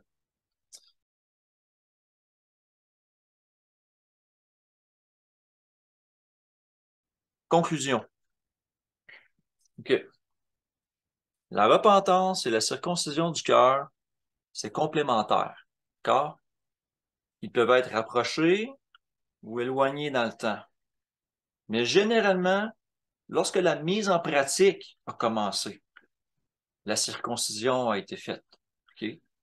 Quand on a commencé à vouloir mettre en pratique les prescriptions de Dieu, là, on peut comme pas mal se dire que la circoncision est faite. Ça ne veut pas dire que la personne qui pratique, tout ce qu'elle pratique, c'est bon. OK? Et en harmonie avec la parole. Quelqu'un peut vouloir revenir à Dieu, mais se lancer dans le catholicisme et être à côté de la traque. OK? Comprenez un peu mon idée? Ça peut être donc une fausse circoncision. OK? C'est là que des fois, il y a une nuance à faire. Un type de salut par les œuvres, sans le processus de la foi. OK? Ça, je le reconnais. Mais la circoncision du cœur, elle s'effectue une seule fois. Alors que la repentance, elle, on peut la vivre plusieurs fois. C'est un cycle. OK? On peut tester plusieurs fois. À chaque fois, il faut faire preuve d'humilité pour rester sur la bonne voie. Il faut chercher la volonté de Dieu à chaque fois que ça nous arrive. Il faut s'examiner, se repentir pour continuer dans le processus de sanctification. Il est important ici que je vous mentionne quelque chose. On ne peut pas se repentir à tous les jours. J'ai souvent entendu ça. On ne peut pas se repentir à tous les jours. Par définition du mot, c'est impossible. C'est une totale contradiction, je vous l'explique. Si on veut dire, en disant ça, OK, qu'on désire s'humilier ou renier notre chair tous les jours pour suivre la volonté de Dieu, oui. Mais la plupart du temps, de la façon que c'est dit, ça veut dire, j'ai péché aujourd'hui parce que j'ai convoité, alors je m'en repens, tu sais, excuse-moi mon Dieu, je m'en repens, je ne recommencerai plus. Le lendemain, je convoite encore, alors je m'en repens. Non, non, ça marche pas. C'est pas du vrai repentir, ça. Ça, c'est une lutte avec le péché, ça. Ça, c'est esclave du péché, ça. OK?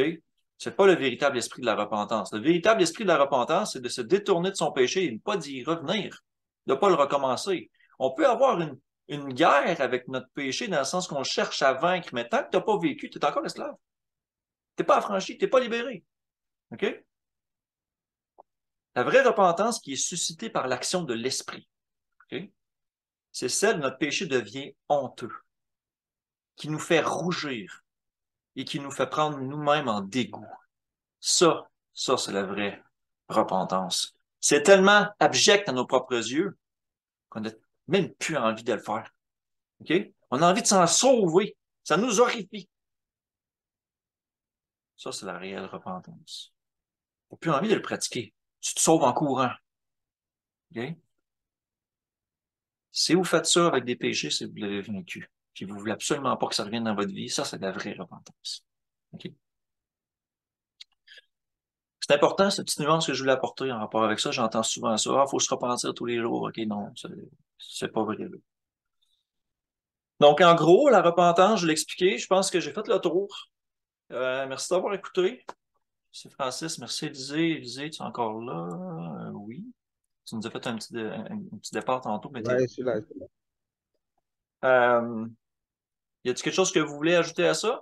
Dans rapport avec la repentance, y a-t-il des choses, vous avez lues, ou peut-être un témoignage de votre vie, peu importe?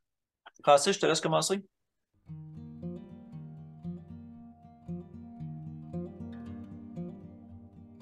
Ouais. Euh, je trouve ça bien important de comprendre Acte 15, comme tu as mentionné, que c'est important de voir que c'est un processus, que c'est pas que les quatre choses sont mentionnées en Acte 15, 19, 20, 21, que c'est le début pour des païens qui viennent de se convertir, mais que le reste est enseigné à la synagogue, comme c'est écrit, en lisant les enseignements de la Torah de Moïse, lire la loi.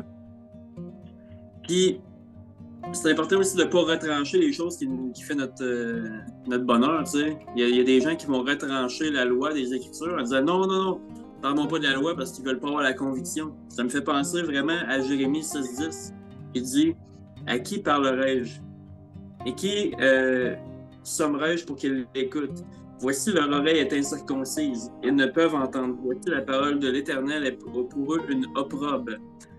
Ils n'y prennent point de plaisir. Si la loi n'a pas de plaisir à l'entendre, c'est qu'il y a une conviction à quelque part, puis il y a des choses que tu dois régler dans ta vie. C'est simple comme ça. Puis, tu sais, dans les psaumes 119, David, il dit qu'il fait de la loi de l'Éternel son délice. Même chose pour Paul dans l'Épître aux Romains.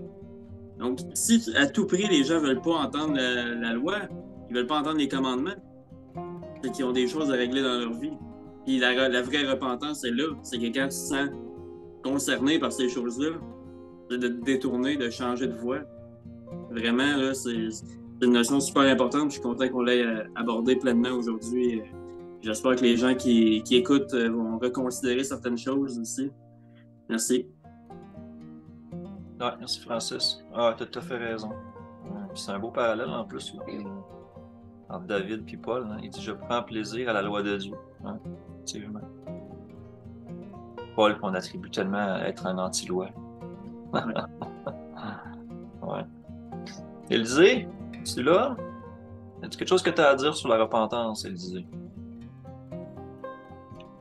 Bon, pas grand-chose, pas grand-chose. Ben, la repentance, bon, euh, à travers l'enseignement, j'ai compris aussi la repentance, c'est un événement. Parce que, bon, chez moi, la repentance, c'est quand, bon, nous péchons, si nous péchons sans faire l'exprès, bon, voilà, sans faire l'exprès, nous péchons et nous repentons. Voilà, est-ce que, d'abord, je vais me poser une question. Est-ce que c'est c'est évident ou c'est un peu, ou c'est pas le cas? Parce que, bon, la repentance, c'est de ne plus pécher, c'est de ne plus faire le péché, c'est de suivre la loi, c'est de suivre Dieu. Tu vois, mais parce que l'homme, la chair est faible souvent.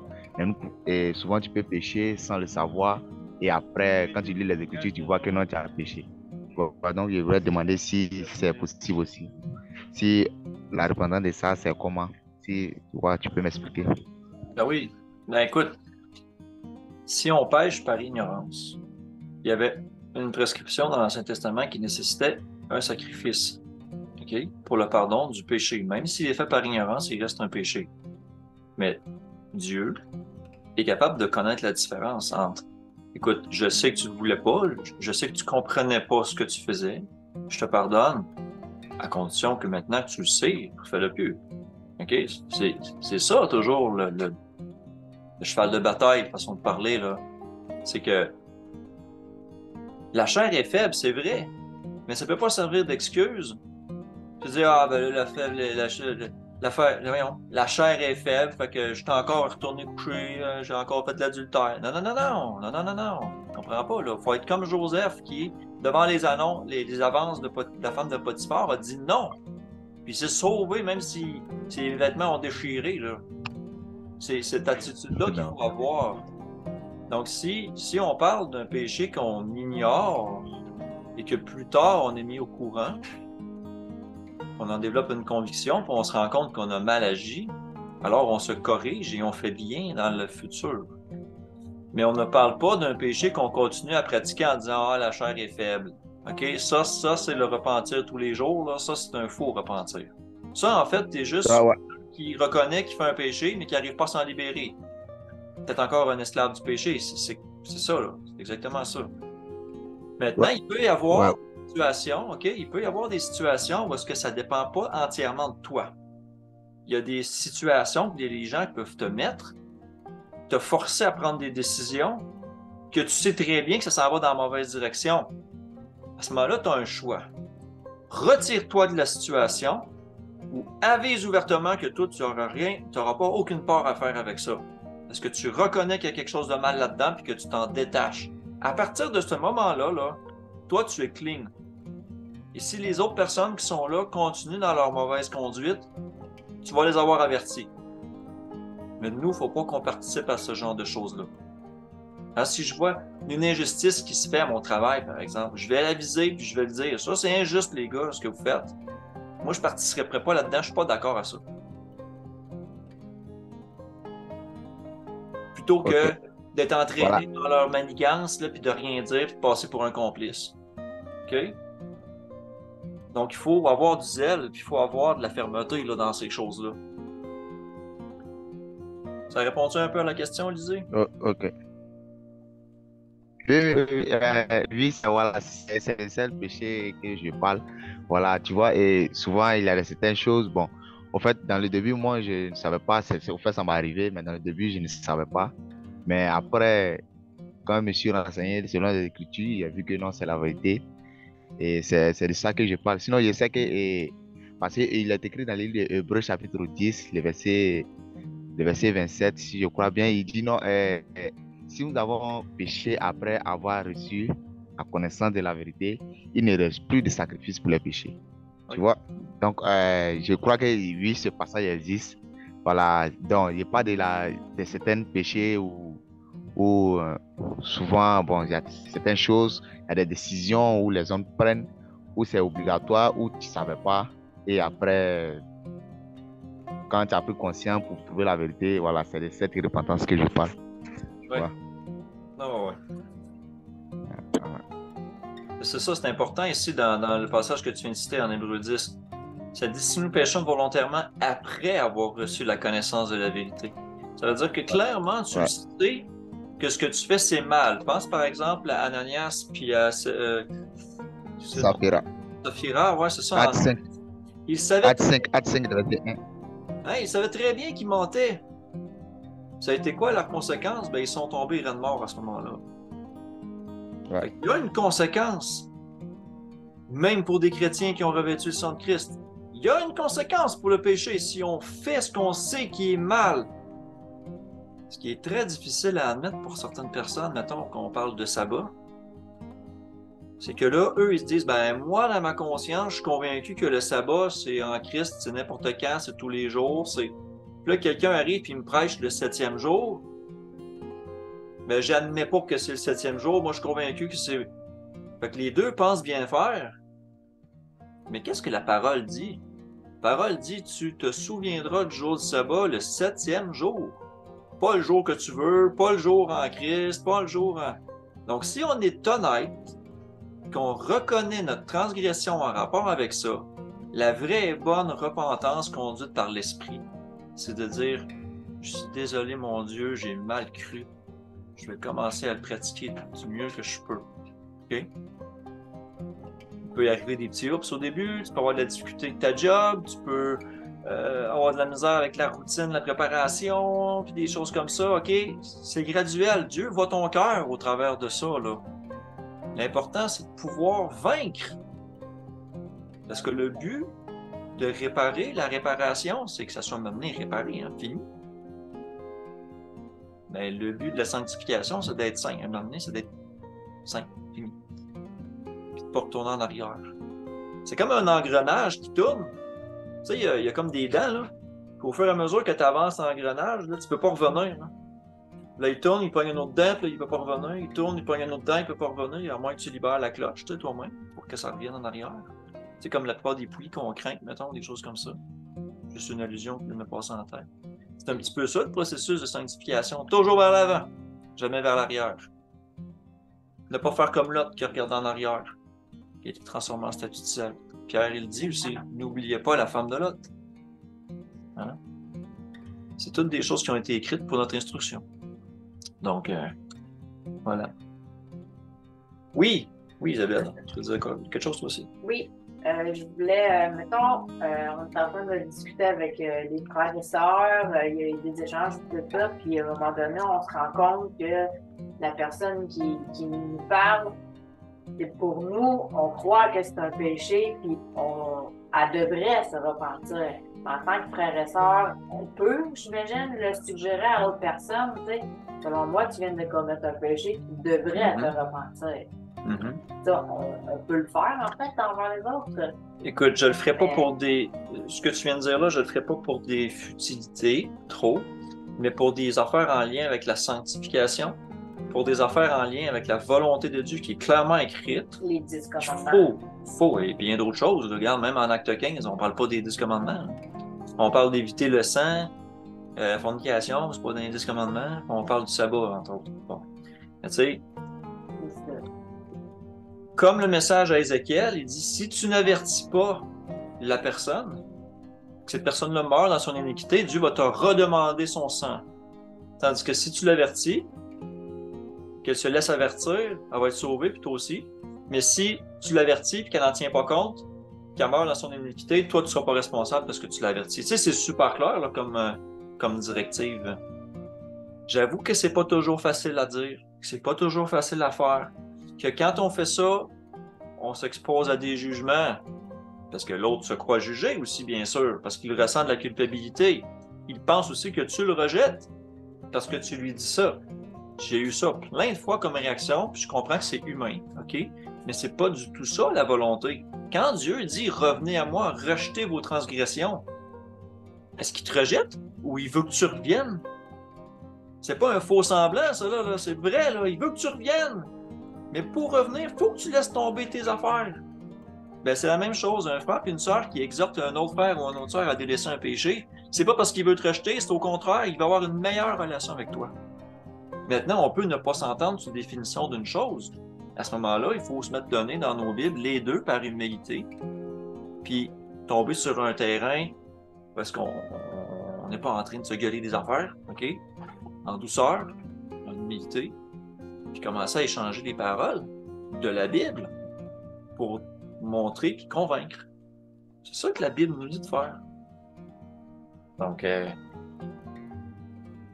si on s'aperçoit dans une discussion en rapport avec ce qu'un frère ou une sœur fait, puis qu'on sait que c'est péché, on doit lui dire. On ne doit pas se contenter de seulement lui dire, on doit lui montrer. Et même ce que moi j'aime faire, c'est que je lui dis pas, je lui envoie les versets qu'ils disent. De cette manière-là, c'est pas moi qui parle, c'est la Bible qui parle. Ça, c'est la meilleure manière. Mais les gens, ils se fâchent contre toi quand même. Parce qu'ils ne peuvent pas viser le message de la Bible, hein? Ils ne peuvent pas s'en prendre à Dieu, qu'ils vont s'en prendre à toi à la place. Ça, je l'ai vécu dizaines et des dizaines de fois. Ça va continuer d'arriver. Et tout le monde qui écoute la vidéo ici, qui sont intéressés par ce genre de choses-là, vont le vivre. Je suis persuadé. Oui, c'est vrai. C'est vrai. Aussi, j'imagine, parce que si un autre frère ou une sœur me parle et me dit écoute, tu devrais te repentir de tes affaires pour que je sois capable de dire, tu sais, OK, j'ai entendu ce que tu m'as dit, c'est ce que tu viens de me dire, puis oui, tu sais, je vais m'analyser, puis... Oui. L'inverse doit se faire, effectivement, comme dit Isabelle. Si moi, je reçois le commentaire que je pêche d'une manière ou d'une autre de la part d'un frère, d'une sœur, ma première réaction, c'est pas d'essayer de me justifier et de les envoyer chier. C'est de dire, attends, c'est-tu vrai?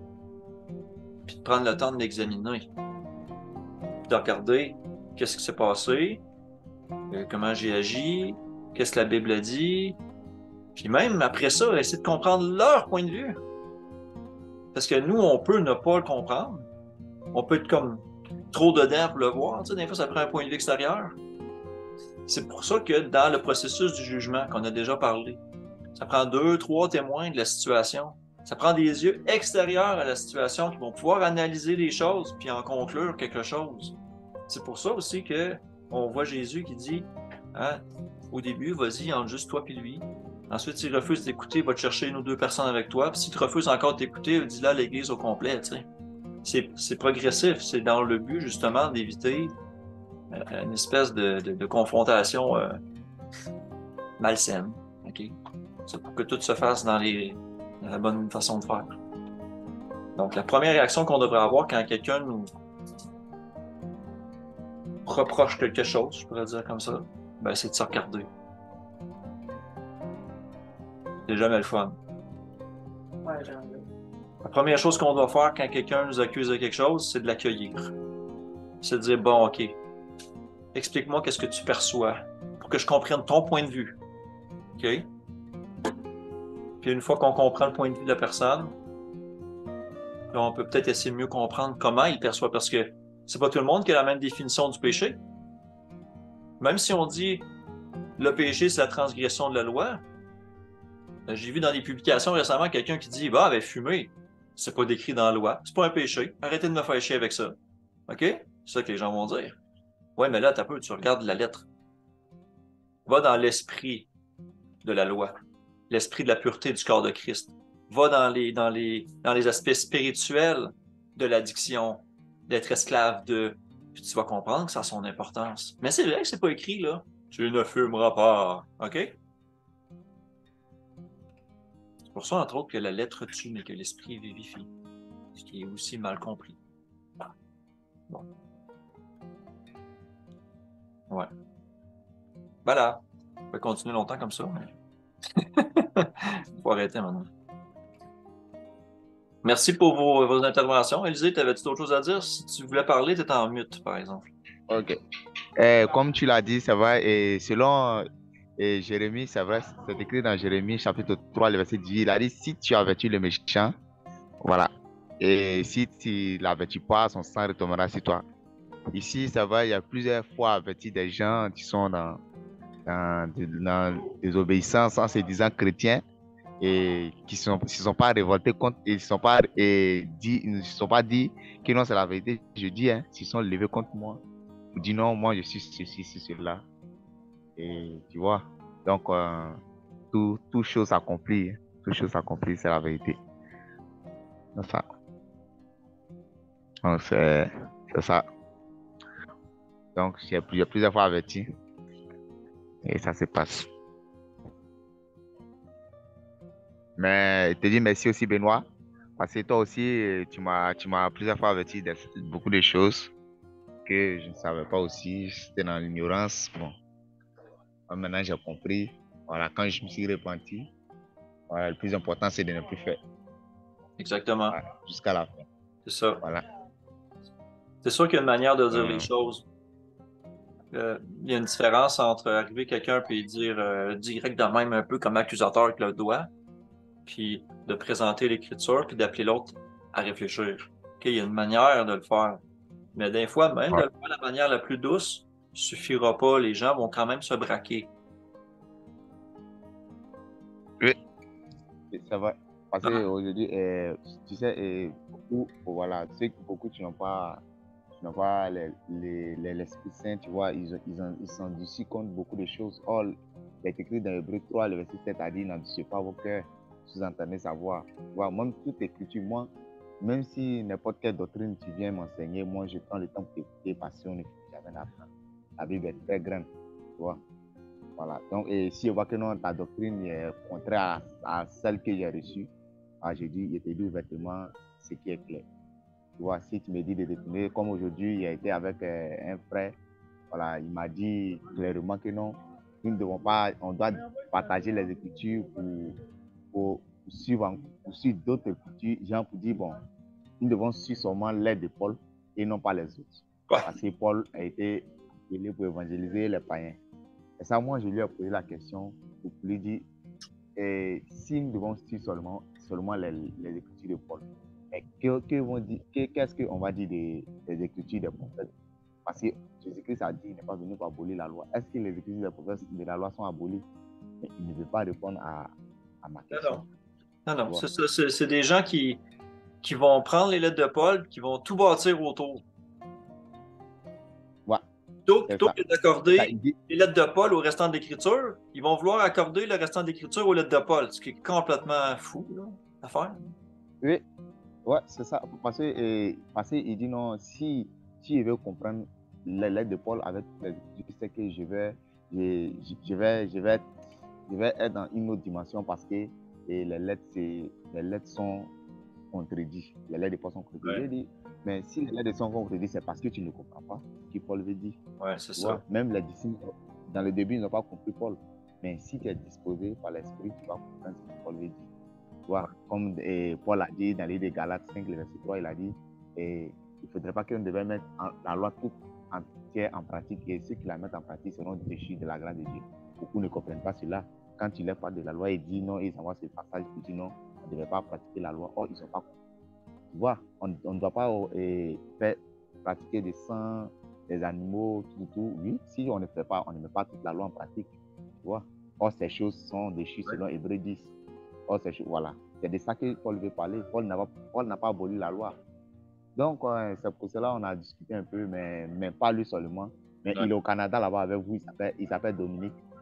Ici aussi, plusieurs églises. C'est pourquoi il me pose la question, il dit, mais est-ce que si autant de Noé et 8 personnes ont été sauvées dans le monde entier, et je crois que aussi que quand Jésus va venir, il n'y aura pas beaucoup de personnes qui seront sauvées, parce que toutes les églises sont à cette doctrine, sans comprendre, sans étudier, sans prier, que Dieu les relève. Voilà, donc c'est très difficile. Mais je sais que voilà, tous ceux qui ont la crainte, tous ceux qui ont compris, ceux qui puissent marcher tous les jours jusqu'à la fin de la vie. Parce qu'il m'a posé la question, il a demandé comment faire pour avoir la vie éternelle selon moi. Je lui ai dit simplement que d'avoir l'amour, la foi, la loi. Trois choses, mais je ne l'ai pas détaillé. Et il m'a demandé de les détailler. Il dit, bon, c'est un peu trop long à te détailler. Donc, quand je l'ai détaillé, c'est pourquoi il a dit non. Et j'ai essayé encore dans l'erreur parce que nous ne sommes pas sous la loi. Ouais. Puis tu as sorti les dispensations. Ouais. Puis que là, il dit maintenant que les dispensations, là, tout est clair. Puis il a dit aussi, on n'est pas Israël, on n'est pas juif. Donc là, ça aussi, ça met un autre... Voilà. Il a mis tout ça sur le dos de diffuser avec droiture la parole de Dieu, tu sais. Tu vois que c'est comme pas du tout la bonne affaire, là. Ouais. Voilà. Et c'est ça. Moi, je me suis déjà fait dire de me repentir dans mon observation de la loi. C'est spécial, là. Ouais. Ça ne fonctionne pas, là, avec Romains 7.7. Je n'aurais pas connu le péché à moins d'avoir connu la loi ou quelque chose du genre. Tu as besoin de la notion de la loi pour connaître que c'est le péché et puis pouvoir te repentir adéquatement, tu sais. Ça ne fonctionne pas. Puis là, après ça, certains vont dire ah, mais là, tu sais, t'es né de nouveau, t'es en Christ, t'as plus besoin de la loi, tu sais, c'est l'esprit. Mais là, on vient de se repentir de nos péchés, puis on devrait plus prendre la loi pour se servir de trouver le barème de justice. Là, OK, c'est une contradiction totalement. Là. Oui, c'est vrai que c'est un aspect que j'ai omis, que j'ai pas parlé. Mais pour en glisser un mot, là, c'est quelque chose de complètement contradictoire, hallucinant. Ces assemblées-là, il y en a certaines qui vont vous dire, OK, le péché, c'est la violation de la loi. Ils vont reconnaître ça. Ensuite, ils vont dire, repentez-vous de vos péchés. Puis une fois que vous êtes repenti, une fois que vous êtes baptisé en Christ, et tout ça, hop, là, les règles, ils changent, là. Là, c'est plus le sabbat de l'Ancien Testament, là, c'est rendu le nouveau sabbat en Christ. Donc, en résumé, ils te demandent de te repentir d'une chose que tu n'auras plus besoin de pratiquer dans le futur. C'est comme, hein? Quoi? Ça, je disais à un frère la dernière fois en ligne, j'ai dit, de quoi tu t'es repenti, toi? Qu'est-ce qui t'a amené à la repentance? Il n'y a pas eu de réponse claire, il n'était pas capable de me le dire. Ah, je me suis repenti de mes péchés, j'ai fait des mauvaises choses. C'est tout le temps très, très, très flou. Il dit pas, ben, j'ai fait de l'idolâtrie, j'ai fait de la magie, je violais le sabbat, j'ai fait de l'adultère. OK, ben, si tu reconnais ces choses-là spécifiquement et que tu te repens, ben, tu vas cesser de les pratiquer puis tu vas faire ce qui est bon. Tu vas pas changer la loi pour pratiquer autre chose. Mais c'est ce qu'ils font, eux. Ça me rend complètement fou. Ça me rend fou dans le sens que je comprends pas ce qu'ils font. Ils savent même pas ce qu'ils font eux-mêmes. Ça m'hallucine bien raide. Ils nous demandent de nous repentir d'un truc, puis ensuite ils demandent de pratiquer complètement l'inverse. Mais voyons donc. Comment ça? Ouais, et tu sais, Benoît, encore, et j'ai posé la question à ceux qui disent non, et on est plus sur la loi. Il a posé la question, mais s'il y a un jugement dernier, si le jugement dernier, qu'il y a un jugement, mais pourquoi il y a un jugement? Parce que s'il y a un jugement, il y a forcément une loi. Il y a forcément la loi que nous devons pratiquer. Physiquement, même dans le monde entier, et beaucoup s'en vont au tribunal. Pourquoi? Parce qu'ils violent la loi. Tu vois? Donc, s'il y a un jugement, c'est qu'il y a forcément la loi à pratiquer, tu vois. Mais quand il a posé une question, c'est ça qu'ils me disent. Ils me disent que non, non, s'il y a le jugement, c'est le jugement du bien, bon, la richesse, la récompense dans le ciel. C'est pourquoi il y a jugement. Bon, et puis c'est ce qu'il m'a parlé, hein. Il dit non, c'est pourquoi le jugement est là, que non, c'est pour que arriver dans le royaume des cieux pour le jugement, que Jésus viendra et il va dire, bon, Dieu va dire simplement que non. Et toi, tu m'as suivi, oui, tu m'as suivi, mais tu vas passer ici, mais si tu as suivi le Seigneur Jésus, il va te dire tes péchés sont pardonnés. Il va te dire tes péchés sont pardonnés. Tu vois? Donc, tu vas directement rentrer dans le royaume. Moi, il lui a posé la question, mais est-ce que c'est écrit où ça le passage? Il m'a pas dit le passage. Il dit non, ben, c'est selon lui sa compréhension. Il dit, tu vois, faut débattre beaucoup. Voilà, faut débattre beaucoup. S'il y a un jugement dernier, c'est qu'il y a une loi à pratiquer. Exactement. C'est comme cela, il a dit. Dieu n'aurait pas moyen de condamner le pécheur. Il n'y aura pas moyen de trancher s'il n'y a pas de standard de loi, de justice. Qu'est-ce qui fait que ça c'est bon, ça c'est pas bon? Il y a absolument besoin d'une loi. Maintenant, il y a beaucoup de gens qui vont dire, ah oui, il y a la loi de l'Ancien Testament, puis il y a la loi du Nouveau Testament. OK, ça, je l'entends plein de fois, là. OK? Bien, juste avec ce que tu viens de dire, là, tu m'allumes sur quelque chose là, que je vais retenir. Merci pour ça, Élisée. Il y a un jugement. Les gens vont être jugés selon les mêmes critères. Un jugement. Pas, toi, tu fais partie de l'Ancien Testament, fait qu'attends, c'est quoi les lois que toi, tu avais besoin de faire? Ouais, OK, c'est ça. OK, ben toi, tu es dans le Nouveau Testament. Alors, toi, c'est d'autres lois. Ben, je vais regarder si c'est bon. Non, non, non. Il n'y a pas de distinction de personne, là. Il va juger tout le monde de la même manière. Ce qui veut dire que les gens qui ont désobéi à la loi de l'Ancien Testament et les gens dans le Nouveau Testament qui désobéissent, c'est à la même loi qu'ils désobéissent parce qu'il y a un jugement, une loi. Sinon, il y aurait deux lois, il y aurait deux jugements différents. Il y aurait le jugement pour ceux de l'Ancien Testament, hein? Puis il y aurait le jugement pour ceux du Nouveau Testament. Ça fait clown un peu, là. Ça va à l'encontre de plein d'autres passages de la Bible, là. J'ai des passages de Romains 2 que j'ai oublié de partager, que je vais finir avec ça. C'est le début du chapitre de Romains 2, donc c'est l'épître de Paul. Puis il dit, ô homme, qui que tu sois, toi qui juges, on sert souvent de ça pour dire qu'il ne faut pas juger, tu es donc inexcusable car en jugeant les autres, tu te condamnes toi-même. Et pourquoi donc? Parce que toi qui juges, tu fais les mêmes choses. On appelle ça de l'hypocrisie. OK? C'est que tu reproches aux autres ce que toi tu fais toi-même. En disant que ce que les autres font, c'est pas correct, tu te condamnes toi-même parce qu'en fait, c'est le même standard de justice pour l'autre puis pour toi. OK? C'est ça que ça dit. Là, il dit, nous savons en effet que le jugement, on parlait de jugement, de Dieu contre ceux qui commettent de telles choses est selon la vérité. Et penses-tu aux hommes qui jugent ceux qui commettent de telles choses et qui le fait, que tu échapperas au jugement de Dieu? Et regardez ce que ça dit. Ou méprises-tu les richesses de sa bonté, de sa patience et de sa longanimité, ne reconnaissant pas que la bonté de Dieu te pousse à la repentance? On vient de fermer la boucle avec la repentance. Mais par ton endurcissement et par ton cœur impénitent qui se refuse de se repentir, tu t'amasses un trésor de colère pour le jour de la colère et la manifestation du juste jugement de Dieu, qui rendra à chacun selon ses œuvres. Et là, il continue, hein? Puis il dit, tribulation et angoisse à toute âme d'homme qui fait le mal. Le juif, premièrement, sur le grec. Pourquoi le juif, premièrement? Parce qu'il est supposé connaître les règles, les lois de Dieu. Il est supposé vivre selon ça. Donc, il est le premier à être jugé. Ensuite, pour les autres. Car devant Dieu, il n'y a pas d'acceptation de personne. Tous ceux qui ont péché sans la loi périront sans la loi, et tous ceux qui ont péché avec la loi seront jugés par la loi. Et il dit, ce ne sont pas en effet ceux qui écoutent la loi qui sont justes, mais ceux qui la mettent en pratique qui seront justifiés. Hey, la façon qu'on tord les écrits de Paul, là, ça me fait halluciner, alors que c'est tellement clair ici avec ce qu'on vient de discuter, là. Donc, je termine là-dessus. J'espère que ça va avoir été utile pour vous tous, aussi ceux qui écoutez. Merci de la discussion, Lisée. Merci, Francis. Vous avez des commentaires, vous pouvez les laisser en dessous de la vidéo. Merci d'avoir pris le temps d'écouter. Même si des fois vous le faites en accéléré, je le fais moi-même des fois sur des vidéos. Il n'y a pas de problème.